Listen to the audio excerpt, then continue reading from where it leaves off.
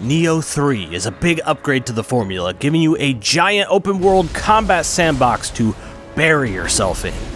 But there's so many weapons, combos, stats, and enemy pinataed loot to obsess over, it can be somewhat intimidating at first, especially if you didn't play Nioh 1 or 2. So I'm going to break down some of the things you can do to make your character just overall more powerful, and get into a few mechanics that could go entirely missed.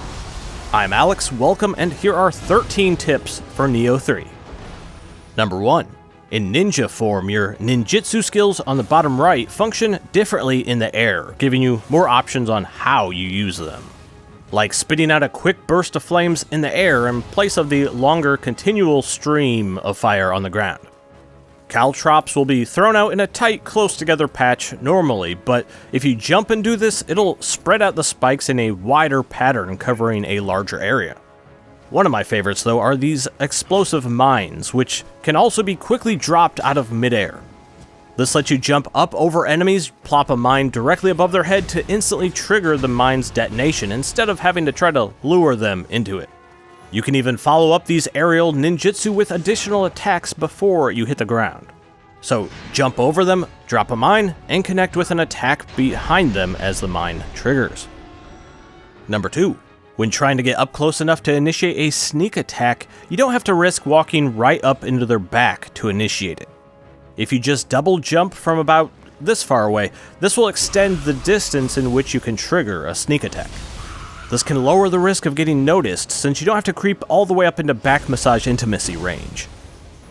Number 3. When you gain access to your main home base hub, the Eternal Rift, the Blacksmith here is going to be your main cheat code for amassing more power, lowering the game's challenge. Not only can you disassemble gear to then forge brand new ones that often end up even higher level than what your character's at least in the early game, but also one of the most important blacksmith functions to not neglect is soul match and soul extraction. I suggest selling about half of your unwanted loot for gold. We're going to need that for this. And the other half of your unwanted gear, feed it into the soul extraction function at the blacksmith. This will give you materials that are required to use the soul match function for your favorite gear. I suggest doing this for your favorite weapon first, which is the best way to continually increase its total damage output so it keeps getting stronger and stronger over time. If the loot drop deities are not showering you in all the better stuff that you actually want, just do it yourself. Trash those unwanted drops with soul extraction, and continually level up your main gear with soul match. This keeps your character feeling optimally beefy and not underpowered. Number 4. During a dash, if you hold the crouch button, your character will do this stylized slide move. Used on a downward slope, you can continually slide it. But during this animation, each weapon has a unique attack coming out of the slide. Like with the Odachi, it'll do this forward sliding double spin attack. You can quickly go right into a slide if you just tap the dash input twice and continue to hold the button. So on controller, double click in the left stick and continue to hold it down. Number 5. You're going to eventually have some old weapons that you don't use anymore that you have filled up the entirety of their familiarity gauge. Hold up, don't sell those, don't scrap them, put a lock on those weapons that you've built up their familiarity, so you don't accidentally get rid of them. At a shrine, if you pick the option Preparation, then Make an Offering, you can donate unwanted gear here, turning it into Amrita, the currency used to level up your character. However, weapons with familiarity built upon them will yield drastically more, thousands of Amrita, if you donate them to the shrine. Try to remember to do this, that's extra Amrita, which means more your character will be leveling up. Number 6. Your Guardian Spirit skill, the little icon next to your main spirit charge gauge, has a few game-altering extra bonuses. For example, you can trigger this spirit skill to cancel out of long attack animations, creating effective combo sequences. Like using a slow charged attack and right as it connects, chain straight into the spirit attack. It can even be used when you're entirely out of ki, which makes for a great way to extend the length of already long sequences. Or if an enemy hits you while you're out of ki and breaks your stance, you can cancel out of the stunned vulnerable state by popping your spirit skill. Number 7. Instead of going into your inventory, finding those spirit stone things and using each one individually for some extra Amrita, you can go to a shrine, pick level up, and look down at the bottom for the input to use spirit stone. It's right stick click in on controller. This will pop up an option to automatically consume all those spirit stones in your inventory or just the ones needed for the next level up. That makes it so you pretty much never need to go eat those stones individually out of your bag. Number 8. In Samurai form, the circle gauge in the bottom right will charge up from attacking and blocking, and when that art proficiency meter is full, it'll amplify the power of your next strong attack or martial arts skill, then deplete the charge. But you actually have a couple extra seconds to get in multiple amplified attacks if you're quick.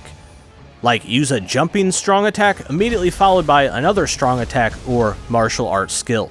Those are the attacks you unlock in the skill trees, and that will amplify both of those with the glowy proficiency art effect of the samurai. Essentially free bonus damage, making samurai form even more viable.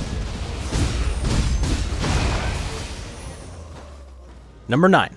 When you get into the large red areas of the map called a Crucible, while you're in a Crucible, there's a chance to get weapons that drop that have this red skull icon on it, which means they have a special Crucible art baked into them. Like for this Crucible sword, I found one that will do this art that sheathes the weapon to trigger a big multi-hit area of effect attack. Some of these Crucible arts are really strong, or open up more options for your character. Like another one here for the Kusarigama gives you an aerial chain attack that will pull you over to the target when it connects. When you find some of these red skull Crucible weapons, even if it's not stronger than your current weapon, it's useful to at least equip these for a while until you fully build up the weapon's Familiarity gauge. If you do that with a Crucible weapon, its special Crucible art will then be permanently unlocked so you can slap it on any other weapon in that category. You can quickly accumulate Familiarity with weapons by using a whetstone while it's equipped, or activate the buff from this powder, which increases the Familiarity gain from combat. I suggest while you're in these larger Crucible areas, maybe spend some extra time farm up some of those Crucible weapons, because their additional effects can unlock powerful new arts for your character. Number 10. When you find a lone Scampuss on the map, it'll trigger a chase sequence when you try to pet it. Follow it, and eventually you'll earn some belly. If you're lucky though, there's a chance they'll also drop you a Scampuss Soul Core. Or at a vendor, you can eventually buy a Scampuss Soul Core outright. If you equip the Scampuss as your main Soul Core summon, this is an unassumingly useful companion. Unlike some other summons that just jump out, do a big attack, and leave, these little round hamster cats will continually bop bounce and annoy the enemy. Especially on human targets, they're extra vulnerable to their cuteness, since the Scampusses will interrupt their actions, lowering their ki each hit, which will create some easy free openings for you to weave in your own attacks. Don't sleep on the Scampuss. Number 11. When an enemy does a big red glowy attack, right trigger on controller will do a burst break if timed correctly, canceling those attacks. By default, hitting burst on right trigger will also automatically swap you over to your other style, ninja or samurai. If you don't want this burst attack interrupt to change your character each time you do it, in the settings, controls, then style shift and burst break separation, set this to on. This will change it so a tap of right trigger just does the burst break without altering your character. If you want to then style shift, you just hold right trigger for a second. I prefer this change. Number 12. In the Eternal Rift, your home base, if you head into this building, go up the stairs, you'll find this thing that you can interact with to either change your character's appearance, or something that I use a lot, change equipment appearance. Any gear that you found also unlocks its skin to use here, mapping its appearance over your equipped gear.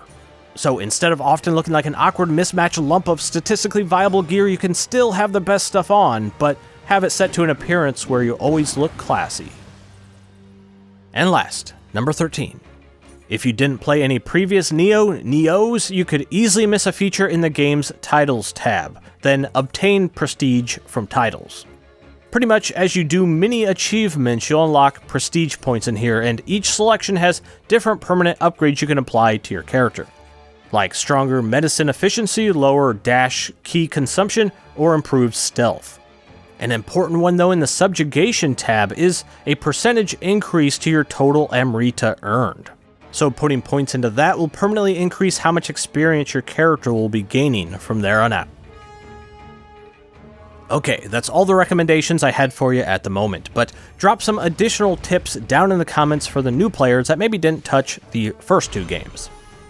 Personally, I think Nioh 3's combat system has achieved perfection here, along with preferring the large open world structure of the maps, which makes this easily my favorite Nioh game by a mile.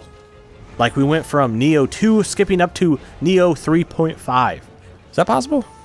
But that's just my take. Let me know what your thoughts are on Nioh 3. And bonus points if you played Nioh 1, Nioh 2, both, or are brand new to all of it. Alright, that's it for now. I'm Alex. Good luck, good game, and I'll see you in the next one.